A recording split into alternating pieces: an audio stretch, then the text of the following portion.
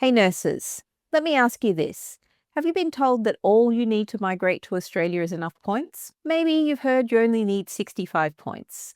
Or maybe someone has told you now it's 80 or even 85. Or anything like the nurses that I speak to every day, you're probably chasing that number. Well, you could be sitting extra English tests, trying to squeeze in more points, and you're wondering if your partner can add to your score. You're calculating whether or not extra study could boost you higher. But here's the truth. Australia's points-based system doesn't work the way most people do, focusing only on the number of points.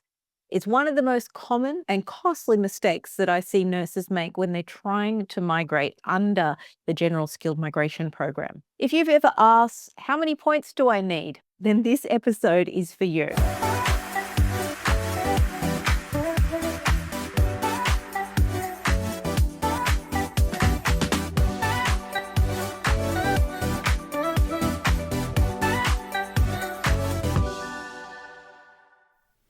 I'm Rhea Fawole, and I am the host of Making Australian Migration Easy. I'm also the principal lawyer of SOLVi Migration, an Australian immigration law firm that specialises in helping registered nurses and other healthcare professionals to migrate to Australia. Before founding SOLVi, I spent over 20 years working in the Australian government, including 12 years as a senior manager at the Department of Home Affairs, which is Australia's immigration, and also as a director in Australia's Department of Health and Ageing. I've been on the other side of these systems, so I do know how the decisions are made. And now my work is all about helping nurses just like you to cut through the confusion and migrate with clarity and confidence. In this podcast episode, I want to break down the complexity of Australia's migration rules, particularly when it comes to skilled independent migration. This is so you can avoid costly mistakes and move closer to your Australian dream of independently coming down to the land down under. All right, so today what we're going to cover is firstly, what is points-based migration? Really, we need to unpack the 189, the 190, the 491 visas, and how the program works year on year, and why nomination is key to every step and the misunderstandings. Why do it yourself always seem to fail, and how to leverage yourself against the competition, what the state and territory rules are on top of the 65 points requirements, and why asking how many points is the wrong question. Let's break it down. It's not just about total points. It's about an overall strategy. How do decision makers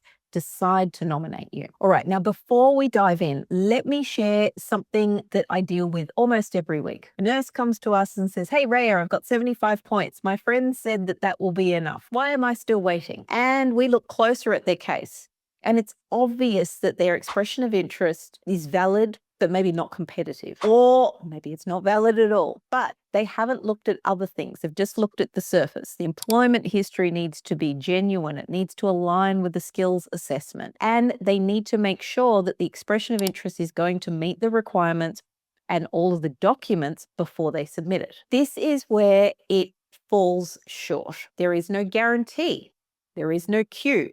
People treat it like it's a lottery when it's not. It's going to depend on allocations, priorities, and demand. Once you can see that and understand that it's more about strategy and not just numbers, that's when you start making real progress. Okay, so the first topic we're going to talk about is what points-based migration really is. So let's start by breaking down what that actually means when we talk about this. There are 3 different types of visas in this category. The first one is the subclass 189, which is a permanent residency. It's a skilled independent visa. This is a federally nominated visa. You don't need an employer and you don't need a state to nominate you, but you do need the federal government to select your expression of interest from the pool. That's how the nomination works. So it's by the Commonwealth of Australia. The subclass 190 is skilled independent, but this one is nominated by a state or territory government in Australia. So if you're nominated under this, then you're supposed to commit to living there for at least 2 years. That's also permanent residency. Then there's the subclass 491, which is granted on the basis by a state or territory, and you need to live in a regional area for a number of years before you can transition to the permanent residency visa. It's a provisional visa in the first instance. And the key point is that all of these visas require a nomination. You don't just get to pick. You don't just lodge an EOI and sit there and wait for a visa. You can only move forward once you are nominated, either by the federal or one of the state governments. That determines the invitation, but it doesn't determine the visa grant. That comes afterwards. Okay.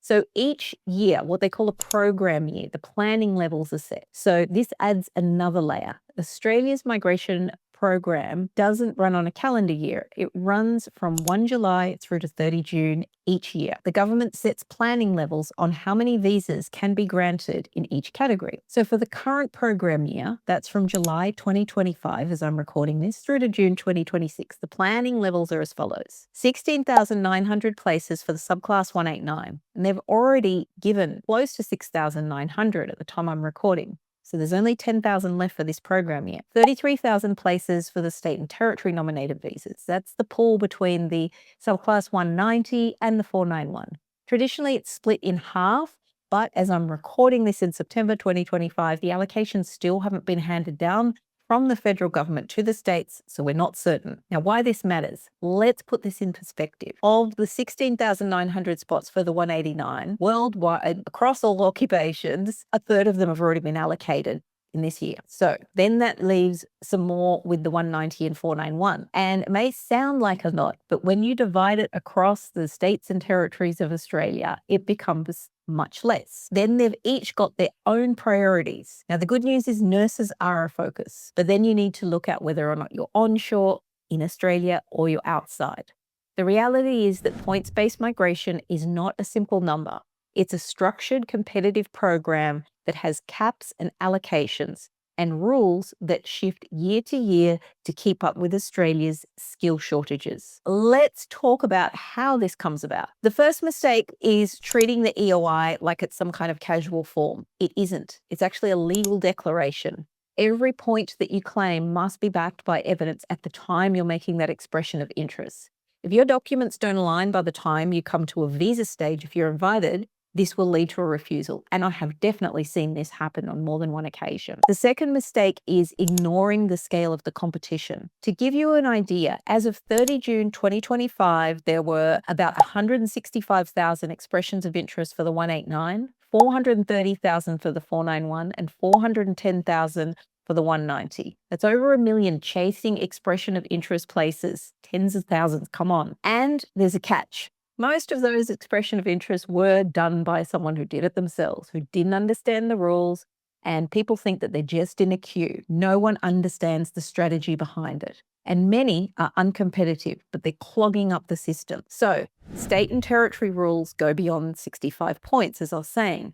The federal minimum is 65 points. But the states and territories don't have to take people at just 65. They've got a limited allocation. So they're competing for the demands within their state, and they set additional criteria. To give you some examples, historically, some of the states would only nominate people who, for certain visas, may be onshore. Others would accept some onshore and offshore. Others would require a job offer. Some would prioritize applicants with 5 or more years experience in their profession if it was in demand. And others may require higher English, such as having superior, and your partner as well to have proficient or superior. Some would require, if you are a couple, that you both have had skills assessed in a shortage area. Others, like the ACT, run their own separate points-based matrix, which is updated every single program year. So it's not just about hitting 65 points and hoping for the best. It changes year on year and state by state. That's why DIY people tend to stumble and not really understand, and they think that they're just in some kind of queue when there is no queue. Nominations are made in sporadic periods. They're not announced. We're not privy to how many expressions of interest are going to be in the pool for each of those rounds. The states can set their own criteria, as I said. So you need to understand that in order to be competitive. So if you've lodged an expression of interest without a strategy, you may have a very uncompetitive one. You're just sitting there and not realizing that you've actually knocked yourself out of contention. When we build it for our clients at SOLVi, we don't just add up their points. We're looking at their overall profile.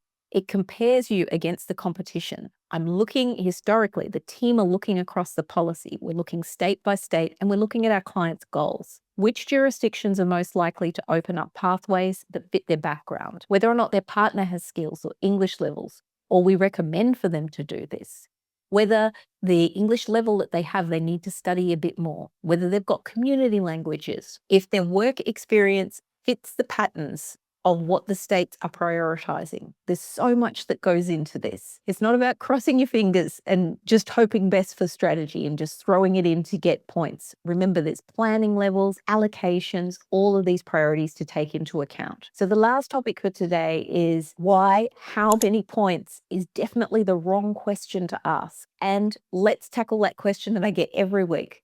How many points did that nurse get nominated for? Look, I know why some people ask this. It feels like, the magic number, if you can just aim for that number. But the truth is, it's not points alone.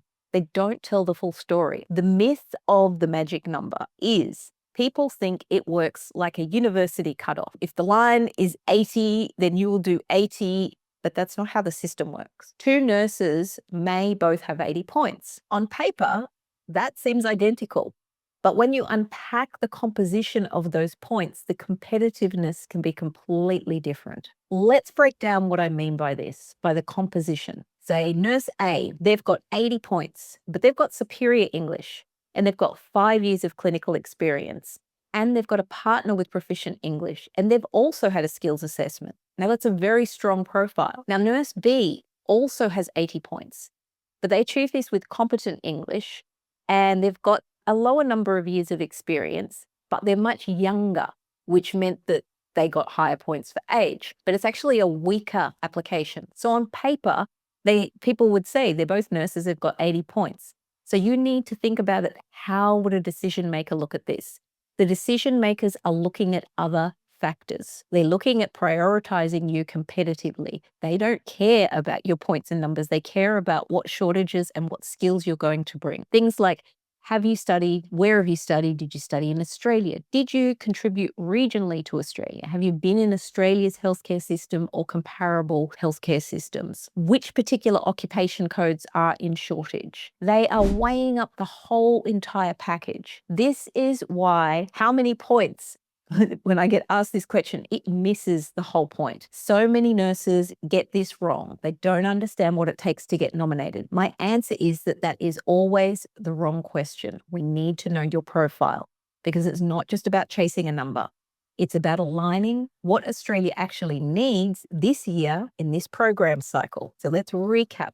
What do we talk about today? Firstly, we've gone over what is points-based migration. What is it really? The 189, the 190, which are both permanent visas, and the 491, which is a regional visa leading to permanent residency, and why you need a nomination. Then we covered what are the missteps that people make when they're doing it themselves. And the competition is fierce because the states and territories can then set differing rules than the federal minimum. Lastly, we pointed out why asking how many points is not the right question and understanding how your profile matches the priorities of the areas you're seeking to migrate to. So if this episode has left you wondering whether or not you have a competitive expression of interest or you'd like to build a strategy, here's what you should do next. If you haven't got registration as a nurse, check out our nurse registration course at www.nurseregistration.com because you're going to need your registration to begin. If you've already got that underway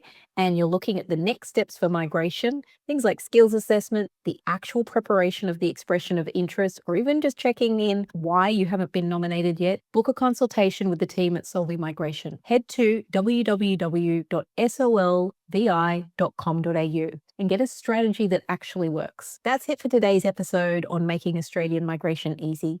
I'm Rhea Fawole, and thank you so much for joining me.